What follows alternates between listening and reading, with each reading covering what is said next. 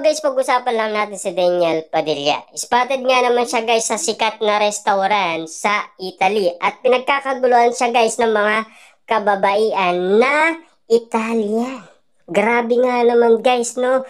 Si Daniel Padilla ay pinagkakaguluhan ng ibang lahi dahil nakilala nga naman siya guys na sikat na aktor sa Pilipinas. Lalo-lalo na kasi guys, dati siyang teen king at dati rin siya box office king. Silang dalawa ni Catherine Bernardo.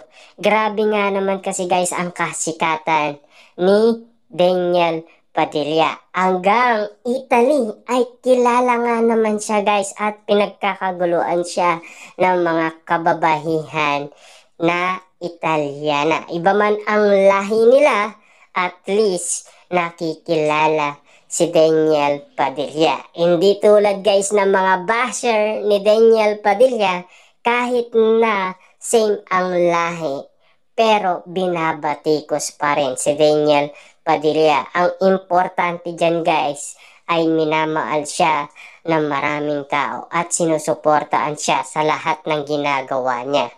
Kasi guys, alam naman natin, ang nakikita ng mga ibang lahi, yung kung papaano siya naging sikat na aktor at kung papaano siya kagaling dito sa Pilipinas bilang isang artista. Na alam naman natin kasi guys, si Daniel Padilla, napakabata pa yan, ay pinagkaguluan na siya sa Araneta Coliseum.